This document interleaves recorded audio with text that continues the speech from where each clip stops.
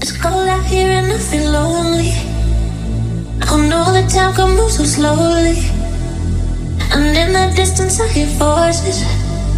Are they real or are they in my head? I'm lovesick. You got me lovesick, and I'm lovesick. You got me lovesick, and now I feel alive, feel alive, feel alive, feel alive, and now I feel alive.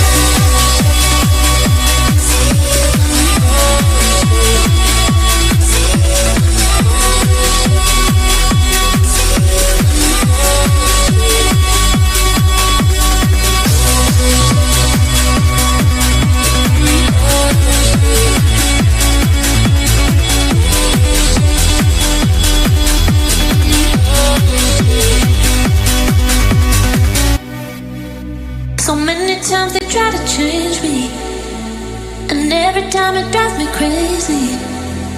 And all the good times we had saved me. Are they real or are they in my head? I'm lovesick. You got me lovesick, and I'm lovesick. You got me lovesick, and now I feel alive, feel alive. Feel alive, feel alive, and now I feel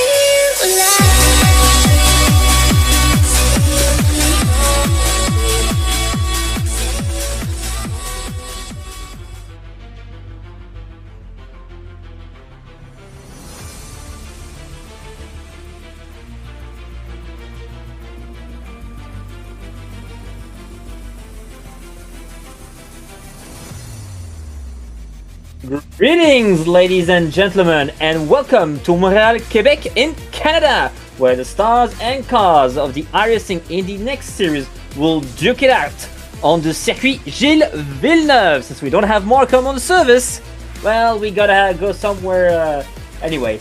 Tonight, I will be accompanied by then-Indy, and as always in the Velocity Online Racing broadcast channel, we have Julien Altena producing, thanks to Track Cams 22, and I actually didn't have the whole thing up, but I will go ahead using also Top Gun camera produced by himself, ATV live timing by Epic Generating GBR, custom INDYCAR TV overlay by Andrew Schulte of SKS Graphix.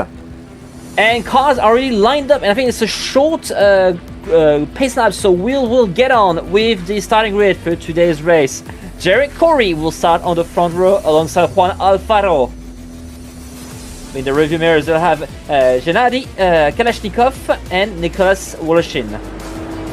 Patrick McDonough will start alongside Volker Ulrich on the third row. Christopher Smith will start on the fourth row alongside Chad Fellens. George Ward will start alongside Bill Tarr in the fifth row. Michael Kittrack will start alongside Michael Roston on the sixth row. Ryan Delerme will start alongside Christian Santi on the seventh row. The eighth row will be composed of Nathan Bowen and Josh Hodson. Justin Cleaver and Paul McCardle will form row 9. And that will be your starting grid for today. Dan, quick word before this race gets started, because we're getting near to the start finish line. What are the main challenges of this Circuit Gilles Villeneuve? Well, sub number one, this track, I love this track. It's got more S-type chicanes than a box of ramen noodles. They have got to learn to come into the corner a little bit more slowly than they normally would, so they can get a better exit. And we're about ready to go racing right now. Not much time to talk. Take it from here, buddy. And right, the pace car has already come into the pit lane as they're lining up, and we're green at Quebec, at Montreal. Good start from our leader as they are side by side coming to the first corner behind. Very clean start from our runners today. Visibility obviously going to be a factor today. We just hope it doesn't get any worse. There is a chance of rain. That was tight for that S's, Dan. In real life, that S was saw some controversy in Formula One. Let's just say that. Got through it very well. I thought they did a good job of getting through that 1-2 combination. The Senna turns have taken out a lot of starters in its day. They did, as Ulrich made a pass on McDonough. McDonough, I think, won at Gateway, if I'm not mistaken, this season. Or was it Nashville? I think it was one of the two races, but I think yeah, he did actually won, or actually had a podium. Very good results on one of these two shorter ovals. Here's in the 6th position, the number 7 car. I'm looking for big things from Alfaro today. Of course, he got 2nd in Portland, and he hasn't. He's not going to deal with Ridgway today. Our league leader, Robert Ridgway, is taking the day off, or at least taking this race off. Corey's an unknown factor for me, but we got some hopping over the curbs already.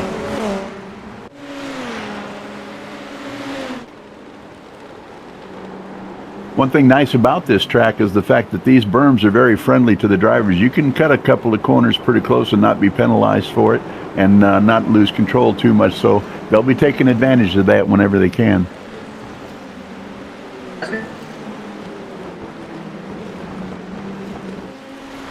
Corey, Alfaro, Woodchin. We have a crash! Oh, that was a bad one for Volker Ulrich and Chad Fellens. Big drama coming out of the S's. Blenn's caught up in that. He was a big finisher last week with a 5th place finish. Wow, that's not a place where you usually lost control here, Dan.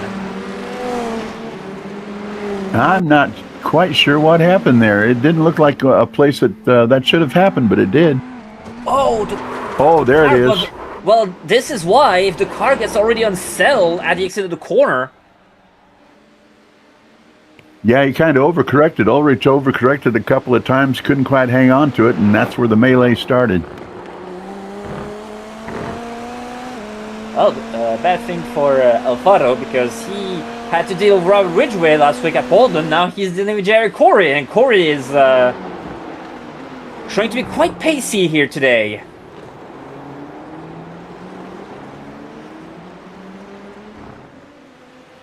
Yeah, Corey looking smooth going through those S's. He's got this down right. He's going to be going light and easy coming in and getting on the gas a little bit earlier. Of course, you can't just shove it down onto the floor. You got to have a little touch when it comes to how much power you put down coming out of these corners, and it looks like he's doing a real smooth job right now. Smooth as weird. The number 9 of Tar. Right behind the number 8 of Smith. He's stalking him, and usually, Dan, when you want to overtake here at Circuit Gilles Villeneuve, you have the first corner. You can maybe try a cheeky move in the S's. We have now this next portion where you can have a move, the hairpin, and the final corner.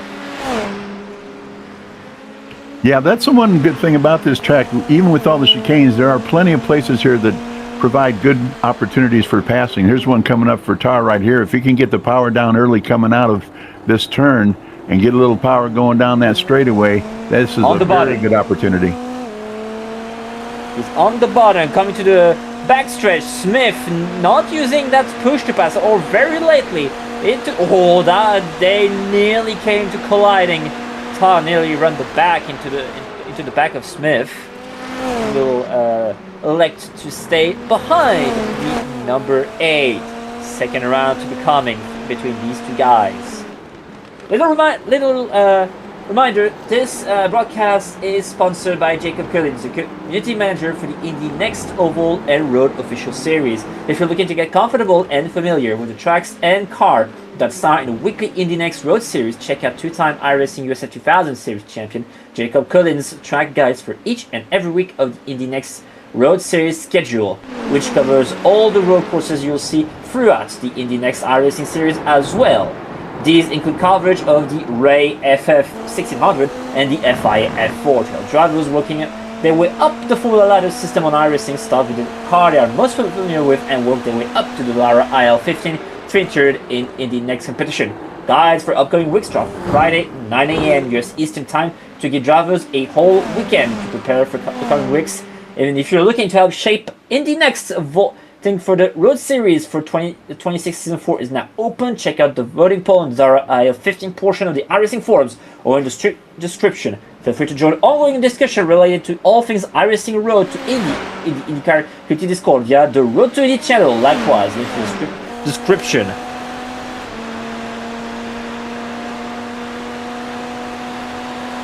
And while I was reading that, we had Ruslan doing we had a car spinning in the background. Damn, and that is Ruslan. That looked like rear brakes locking up, didn't it?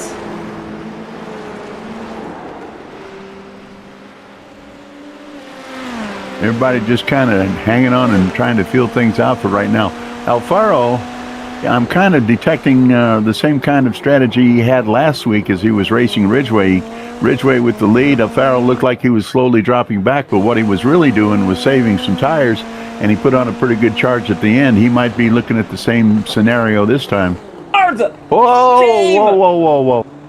What? And he wasn't coming from Quebec City. He was coming from freaking Michigan there. Wow, that's a bully tactic and a half right there.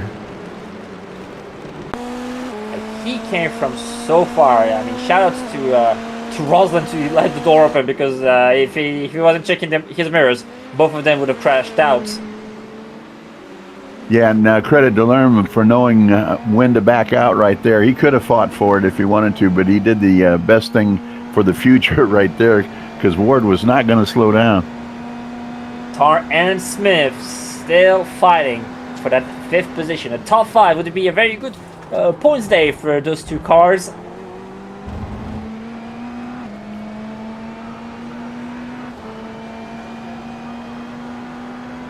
Tar looks like he's looking for an opportunity here. Looks like it. Oh my goodness! He carried way too much speed for those corners and ran to the back of Smith. I don't think that was any big damage for the number 8, but for the number 9, that's a spin and loads of time lost. And damn, he carried a lot of speed in those first few corners there. Yeah, and he had to touch those brakes coming through there. I think if there was no car in front of him, he'd have been okay. He had a pretty good feel for that corner, but he had to tap the brakes just a little bit to keep from making contact, and that's where you lose it. Brutal spins here today in the iRacing Indy NXT Series at Circuit Gilles Villeneuve. As we see, as I see Bowen and Kalashnikov duking it out here. This is for 7th place, Dan. We've got some good battles all over the track right now. Kalashnikov, an unknown factor. I haven't seen him race yet. Maybe you have, but I haven't. So I'm interested to see how he handles this situation. Both drivers are on the button, coming through the backstretch. You saw the DRS sign, but we don't have DRS in the car. He will not be close enough to try a move down the final corners. But I think it's a better exit for the number 2. He's back on the button. On the stream. Bit too far. Will he go for it? He does. And fails. But but the grass. They're both having problems. Bowen got wide out of turn 1 and that allowed Kalashnikov to run past him. I think this is a classic case right here. Bowen might have been driving in his mirrors instead of paying attention to what was in front of him. Yeah.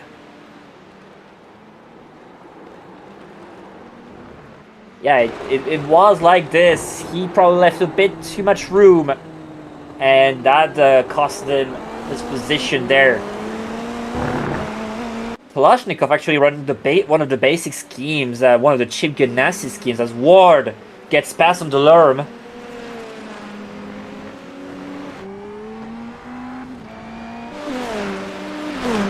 Meanwhile, Corey's starting to stretch it out just a little bit, almost 4 seconds ahead of Alfaro up front. Indeed. 4 seconds, Derek Corey. That we saw quite a few times in the iRacing Indy NXT Series.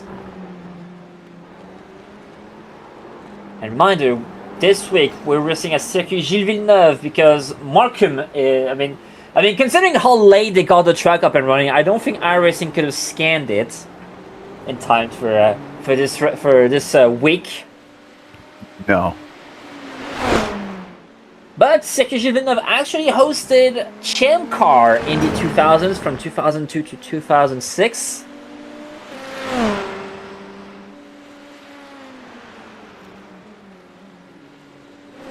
I know I'd like to have one of the condos up high in those towers. Man, what a view that would be.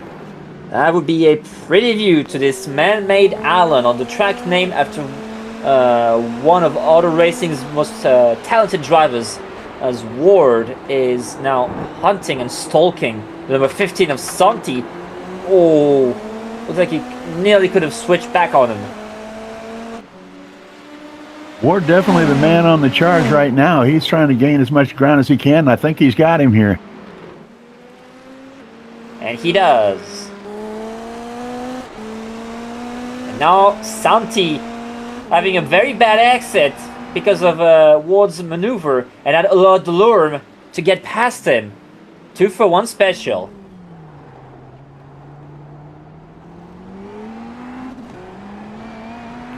Ward actually claimed a fifth last week at Portland, and I was kind of wondering if that was just a fluke or not. I don't think it was. He is looking pretty good right now. Indeed.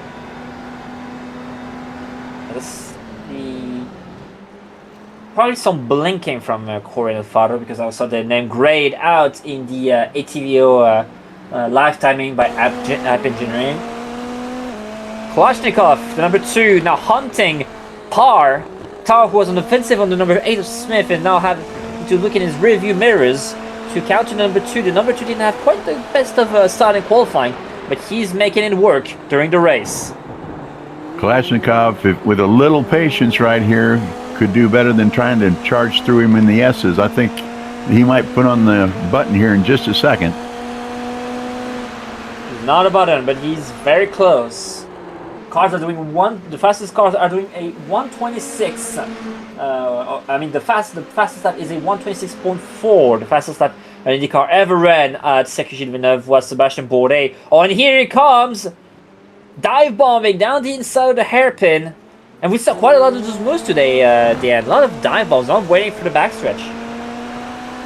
Yeah, and that was well timed too, and it almost looked like Tar was giving him a little extra room too. Maybe Tar has decided to back off a little bit and save some tires, because it really seemed like he just intentionally opened up the door for Kalashnikov there, and Kalashnikov was more than happy to take advantage. Fastest lap is by Jerry Courier, 126.438, which is only 6 seconds, even a bit less than 6 seconds, behind the fastest ever IndyCar lap at Circuit Gilles Villeneuve, which was established by Sébastien Bourdais in 2004. It's a 120.84. A 120.238 was established in kart by Dario Franchitti in 2002. That's really not a big difference, considering these guys only have about 450 horsepower, 500 if they push the green button.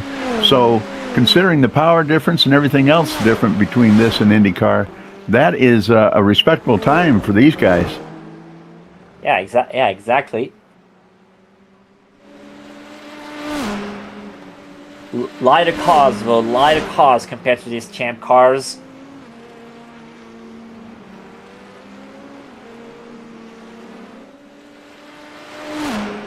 Not a lot of battles here on track. Maybe you have Tar, who is still 9/10 behind Kalashnikov, and probably, I would say, for the play call for Tar, you wanted to get back at Smith, and probably just staying behind the number 2, who looks to be very fast today, could pay some dividends for the number 9. Is it just my imagination, or is it getting foggier? It does, and we had a funny conversation that if it were in real life, it would cause some trouble, because if the medical helicopter can't take off, they can't run the race. They can't have the risk of having a big crash with big injuries and not being able to have the helicopter being useless. 95% humidity, Dan, that's a lot. For being Canada, that's almost tropical. You're not wrong. You're not wrong. Canada, this and Kalashnikov already in the back of the number 8 of Smith already, and here he goes down the inside, and he made the moves. Smooth as silk. And that allowed Tar to just be now a second behind Smith after his mistake in turn 2. Yeah, 4 through 7, they're going to do some swapping before this thing's over with. We're just now almost to the halfway point. The guy that is surprising me is Wolishin up in 3rd place. Now, he doesn't have anybody right in front of him or right in back of him, but he is also a smooth operator, and I think he's probably saving some tires for the end as well. And we may see a charge from him before too long, as fast as this race is going through. Whoa, we got one lost. That was Roslin in 12th That's his place. second off. Indeed. And probably too trigger happy on the throttle at the exit of the hairpin. It does. It's actually quite easy to spin the tires here at the exit of the hairpin, Dan. Whether it's Formula 1 cars or Indy cars.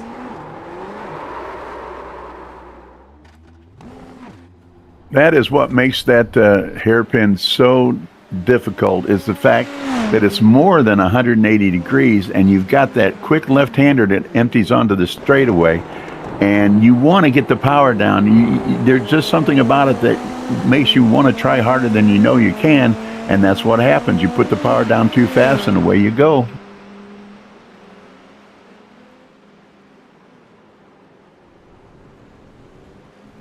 That's a short way of saying I hated that turn. Oh, there's a nice off. And he's getting overtaken by Ward.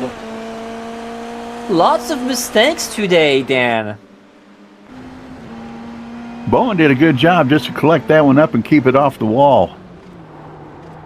He came in too fast entering this corner. Wow, like man, we can't hardly see from the blimp. Yeah, we can hardly see Onboard Cameras here, courtesy of track cams. Oh, there might have been a little contact there. And Kalashnikov runs through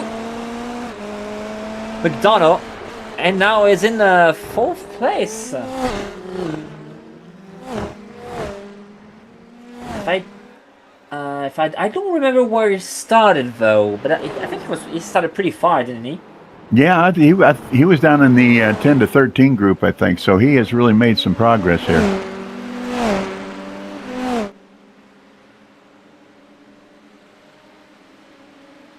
Now McDonough is now nearly under threat from Smith. Smith was also under threat from Tar. This will be the boiling part of this race here, Dan. We have 3 to 4 cars running all together, and it will make for a pretty epic fight coming to the later half of this race.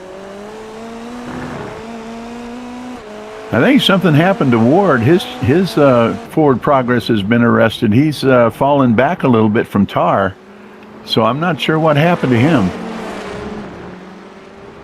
13 seconds and behind the number 9, so he will have to hope for some miracle to catch back this pack for 4th place.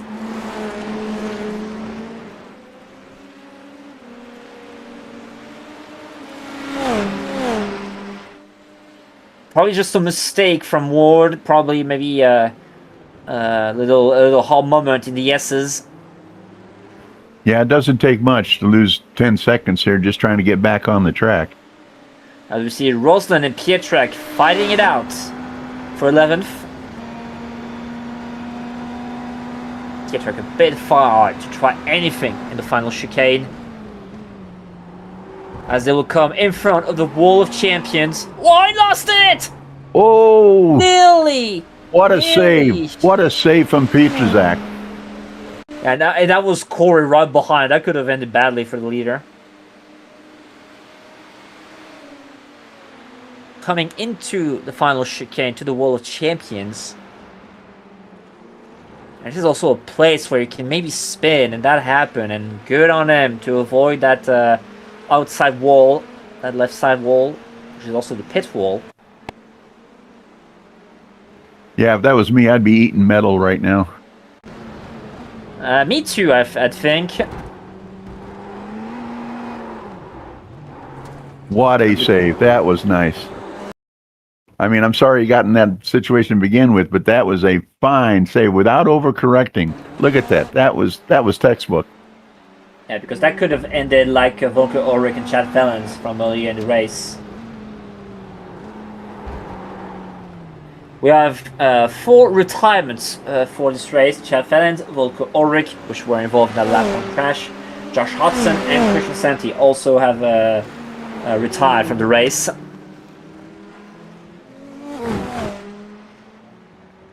And Fellens obviously had some kind of difficulty that we didn't catch. He was, what, 5th at Portland, and there he is at the bottom of the heap, 13 laps down right now.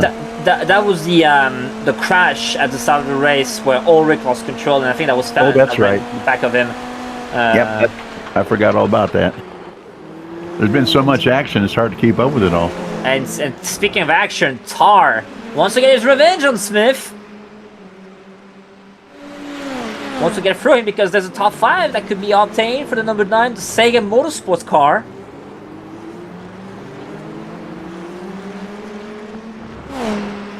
This could probably be the genesis of a little run coming to the top 5.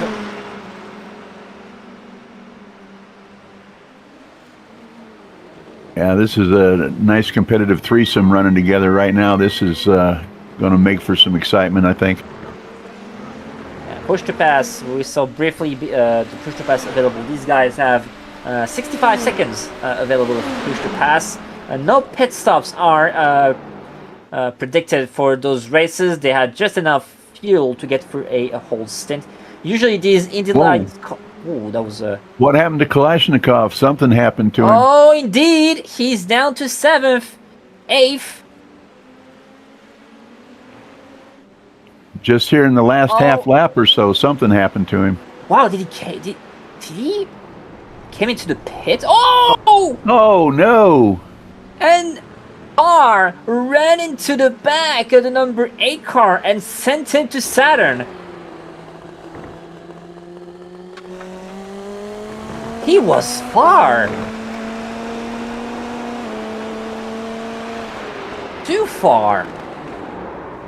Oh my goodness! And there's another car into the grass there.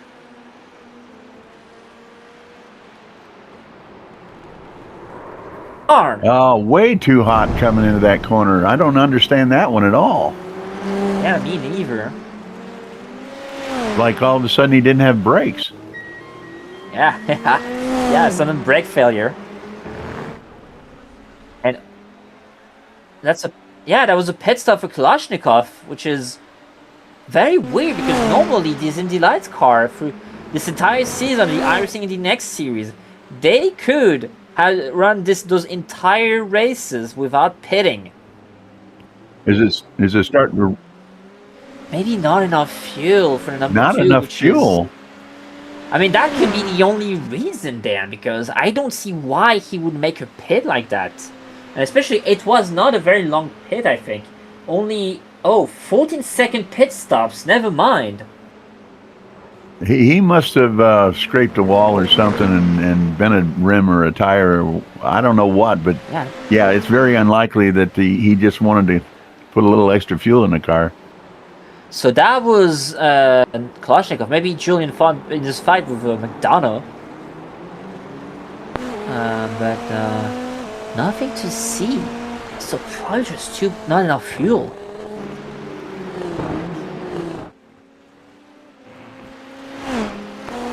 Which is very surprising.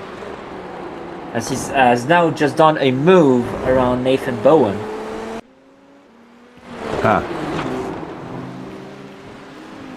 Well, the car seems to be fine for the number 2, but now he has lost some massive ground, as we see. See if something might have happened. Oh, here we go. Getting close. Bowen kind of had like the same moment from Smith earlier, but this time Kalashnikov didn't run into the back of him.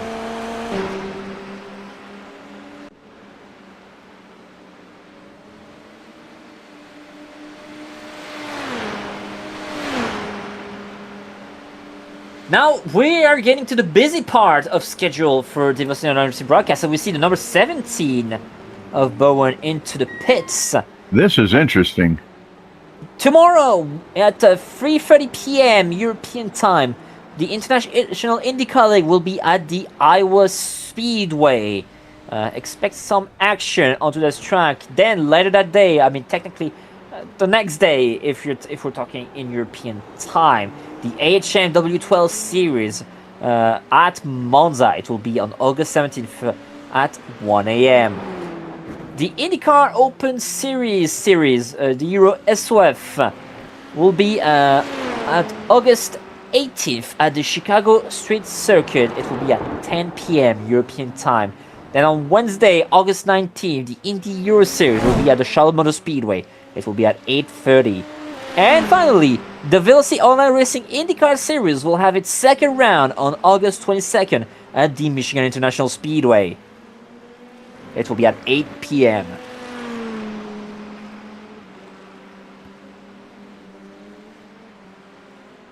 That series enjoying a long break right now. I can't wait to get back to action on that one.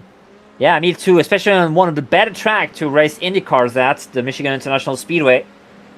Once host of the infamous US 500, which in 1996 ran at the same time as IRL's Indy 500. The so-called most talented grid in American open wheel couldn't make it to the green flag, while the IRL rookies managed to at least make one lap before a caution came out. Such was the splits, the war, the open wheel war in the late 90s, early 2000s that IndyCar sadly went through. What war? That was just a police action.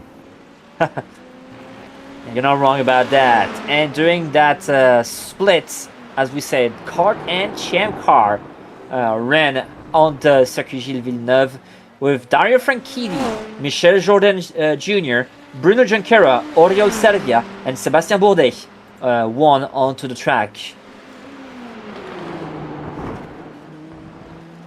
Lap 20 out of 30 then, and Corey has now a 12-second lead. Alfaro is on his own, 12 seconds back. Then we have to jump to 44 seconds back to the leader. That's insane how the top two are above the rest today. Yeah, this is a master class being put on by Corey right now. He just looks smooth as silk out there. Already coming up on some more lap traffic. Yeah, that was Kalashnikov and Ward that we just saw. Probably now into one, these two guys. Kalashnikov, reminder that he pitted around the halfway point of this race. A 15-second pit stops for the number 2. Most people come through the Senna turns right there at about 65 miles an hour, so he looks like he's doing 75. He is just so smooth through there. Indeed.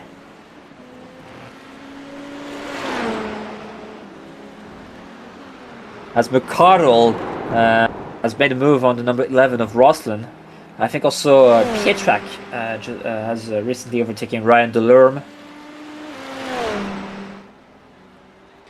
As no, Rosslyn is in the Rosslyn is in the pits and doesn't seem like he. Are they seeing some rain or something? Maybe are they trying to get on some wets? He's probably retiring the car. Probably. Yeah, he looks done. Rosslyn looks done. Lots of trouble tonight at the Circuit Gilles Villeneuve. As we're seeing Nicholas Woloshin, who is being very quiet today, but now he's heading towards a third place result as the number 13 car. It will be quite a good iRacing day for him. Started fourth, currently in third. I know Peter, Zach, and Delerme are probably happy right now with a chance at the top 10. We don't normally see those two names up as high as they are right now, so hopefully they can hold on to that top 10 spot and have a nice day. That's right. We did see a bit in the earlier weeks of this Indy NXT series on iRacing. One driver that completely fell off the face of the earth was Ivan Machado Perez, who was winning every road circuit at the start of the season and then completely vanished, which is kind of unfortunate considering a driver of his caliber and his talent.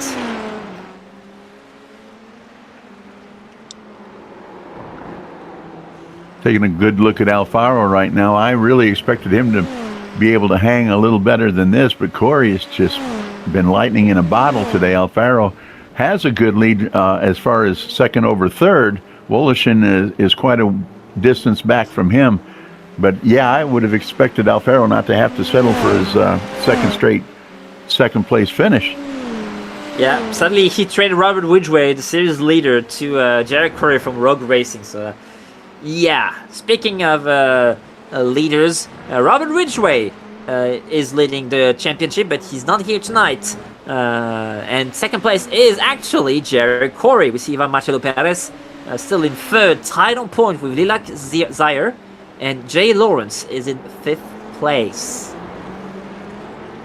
What gets confusing about the standings if you're not used to the way iRacing does things, you don't necessarily have to be in the top split to gain some good points. You might be in the second or third split here and there along the way and make a good finish and good points out of that.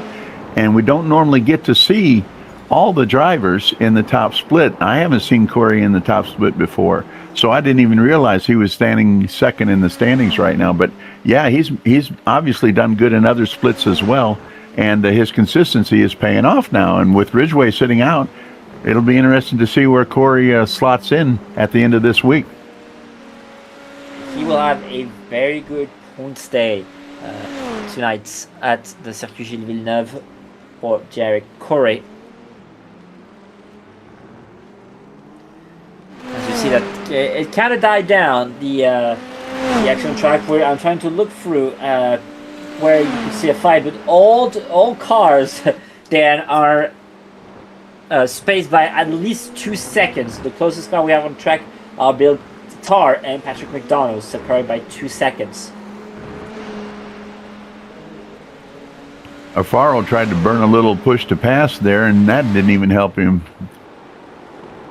Yeah, last lap, Juan Luis Alfaro lost nearly a freaking second because Jared Corey just did the fastest lap of the race, a 1:26.2. He still has some pace in the tank. I think it's safe to say he likes this track. You think so? I'll just play a little Mr. Obvious here. Still pretty much the same condition, mostly cloudy, 20 degrees Celsius in the air, 27-degree track temp. 27 like the number of Gilles Villeneuve, one of the finest talent of auto racing, sadly gone too soon after a terrible accident, which I think it was in Zolder, if I'm not mistaken.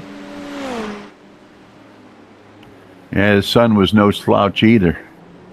Jacques Villeneuve, Kart Rookie of the Year, Indy 500 Rookie of the Year, 1995 Kart World Series, IndyCar World Series champion, and Indy 500 winner, as well as Formula One world champion, beating Michael Schumacher on a very exciting final round at Jerez de la Frontera. Yeah, and the thing I'll remember Jacques most for was, I believe, he was the only one to come from 2 full laps down at Indianapolis and win before the days of the waiver rounds. So what a race that was for him. Because he got penalized because there was a misunderstanding with the pace car when it was under caution. As we see Jared Corey coming through the back markers. Yep. Jacques Villeneuve overtook the pace car and got handed that penalty. So that was during caution. And what also gave him the win was Scott Goodyear, who on the final restart overtook the pace car before he could come into the pits, which was a brutal 10-second penalty for Scott Goodyear, costing him the win at Indy. Of course, the 1995 Indy 500, as we see Corey out behind a very frustrated Kalashnikov, and he still will let him by good sport Kalashnikov. And now that will be very interesting because I think that's Smith right in front, so that will be a cheeky battle between Kalashnikov and Smith. Well, he's going to have to be careful tiptoeing through this traffic, or he could all go away in a heartbeat. Indeed. Smith showing a little class here, I think, letting him get in there. He does just enough to let the leader by, but enough to keep the number 2 behind him. Only the top 5 is in the lead lap. And you could...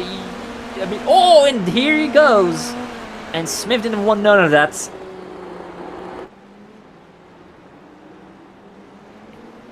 So Kalashnikov, if he did get fresh tires, he's making good use of them right now. If Kalashnikov can stay close to Corey, maybe Corey can catch Tar before the end of the race. Yeah, there's a few seconds between Jack Corey and Bill Tar, so he may catch him before the end of the race.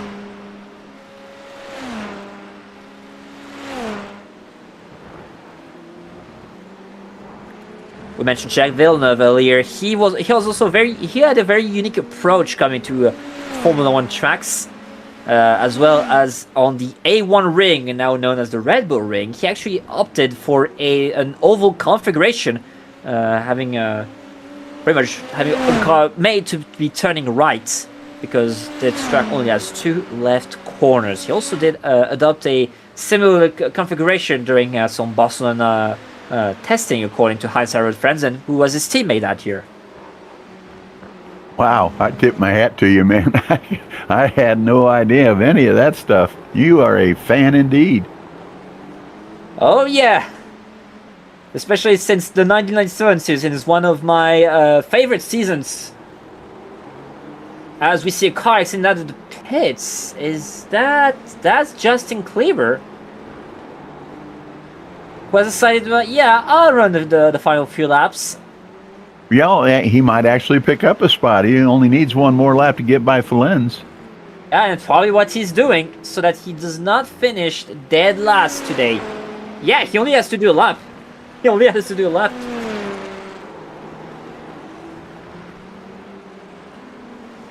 Well, right now it's just a walk in the park for Mr. Corey, that's for sure. Alfaro looks to be a solid second spot on the podium. Wolashin with a nice run is probably going to get that third step. Yeah, but Wolashin now has to worry about McDonough and Tar. He had a 10-second lead onto these two guys, and now it's only down to 1.4 seconds for the number 13. So it's not over yet for the final step on the podium. We're fixing to have some warfare between McDonough and Tar, too.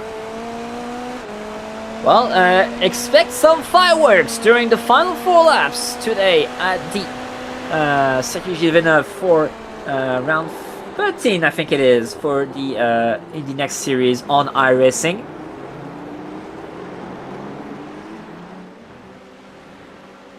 And McDonough stalking the number 13. Will it be lucky 13?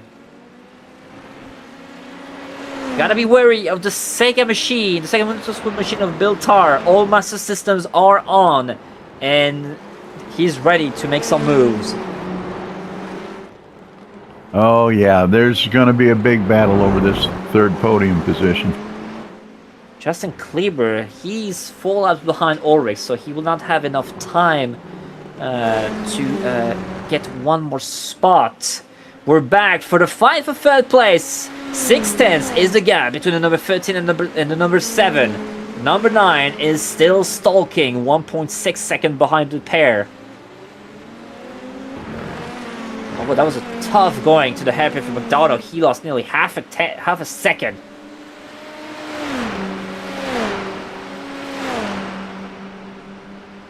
So much of this race depends on getting around La Plingle there. And that hairpin, you can, if you set it up just right, you're going to get an extra 5 miles an hour down that back straight, and that made all the difference in the world. But if you get it wrong, you're going to lose just as much.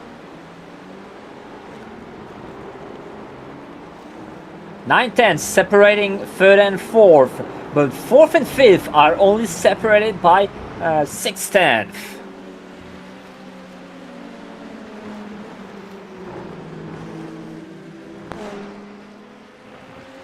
I always root for the ugly green car. Number 47. Well, custom number 47 because he is number 7 in this plate for Patrick McDonough. As these two will lap someone. Par. He needs to get closer. He's got a bird's eye view of the ones in front of him, that's for sure. That's an Whoa! Once again, outbreaking him. And Dreamcasting is over for the number 9.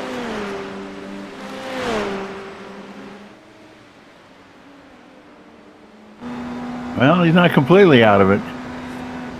That's... Yeah. I was about to mention that because we saw the last lap and Corey is putting 2.5 seconds on everyone, Dan.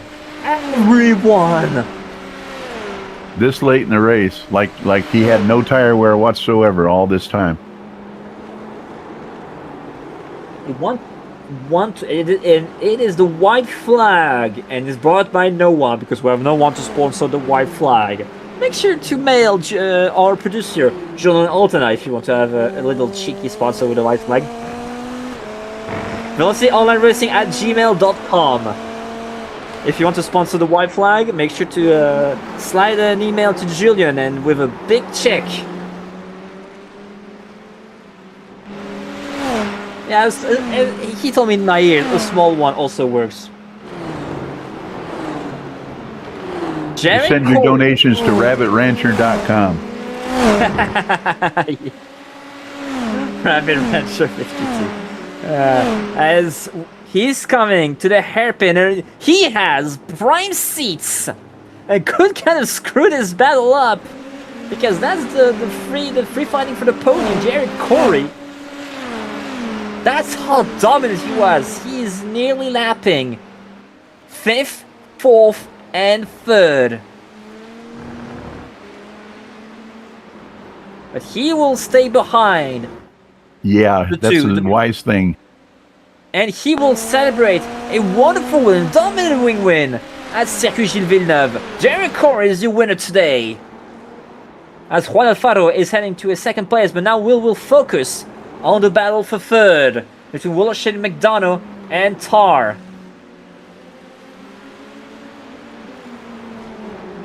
Now Corey has one more chore to do, and that's to try to keep out of these guys' way. I mean, now Corey now just managed to, that was Tar trying to make moves on the number 7 of McDonough, getting the switchback out of that corner, and that played hugely in Walshin's favor because now he has a huge lead.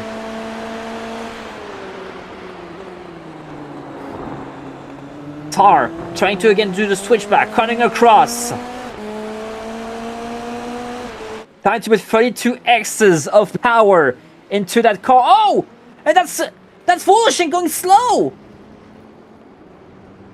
And McDonough is he out of fuel? No way! Oh, I don't believe it. Number 13 is out of fuel. That's why he was going so slowly. And for McDonough, out of nowhere, he will claim 3rd place today for the number 7 with a number 47 stamped on it, and Tar will come home in 4th. And ugly green cars, I'm telling you. And heartbreak for number 13. He can't even make it to the end, but thankfully for him, he's the last car on the lead lap, so he will still be classified in 5th position. As we see number 5 of Ward. Is he going to push him? Yes, he will! Oh, there we go. Yes, he will! Shades of Lightning McQueen pushing the king towards the finish line to finish his last race. That is sportsmanship. I mean, oh, Julien is cruel because he said, watch them crash. I mean, Dan, you normally don't push these kind of cars. You don't bump drive these two cars. You don't give him a nudge because that could end very badly. That attenuator isn't that far inside that wing, and that's a dangerous thing to do, but they got away with it, and Wolleson's going to be able to get home. I don't know who was that who came in at Mach 5, but number 13. Unlucky because he ran out of fuel, but thanks to number 5, he will finish the 30th lap in this race. Well, almost. And that will be it for today's race. Before, oh well, never mind. Julien is faster than me, and this is the unofficial race results here at Circuit Gilles Villeneuve with Jared Corey dominating this race, nearly lapping 3rd, 4th, and 5th at the end. He had a 24-second lead on 2nd place, Juan Luis Alfaro. Patrick McDonough will steal 3rd place in the very last lap, beating the number 9 Sega Motorsport machine of Bill Tarr. That will be a race to watch back on the Sega CD. And number 13, Nicolas Woloshin running out of fuel on the final stretch. He will finish still in 5th. Gennady Kalashnikov, pinning at halfway point of the race, will still come home in 6th position. Christopher Smith comes home in 7th. George A. Ward, which will honestly, I mean, he better clip this and have this sent to the iRacing top 10 moments of the week, because I'd say this is most sporting moment as he pushed the number 13 towards the start finish line. And then the number 5 machine that comes home in 8th in front of Michael Pietrak, and Ryan Delorme will complete the top 10, Dan. The rest of the field, Paul McCarlo, we didn't hardly get to mention his name, but he soldiers on for an 11th place finish. Christian Sante in 12th. Michael Roslin had his share of difficulties trying to keep it on the course today, but he'll end up with a 13th place. Nathan Bowen, P14. Josh Hodson, 15. Volker Ulrich, big misfortunes in the early going, will finish with a 16th place standing. 17 for Justin Kleiber and 18 for Chad Falenz. And that's probably the biggest disappointment in the field right there. We expected a good race from Falenz. He never got the opportunity because of the big early crash. But a good race put in by one and all. A lot of excitement toward the end, especially fighting for that 3rd podium position. That was a lot of fun to watch. And what can you say about Corey? What a dominant performance today.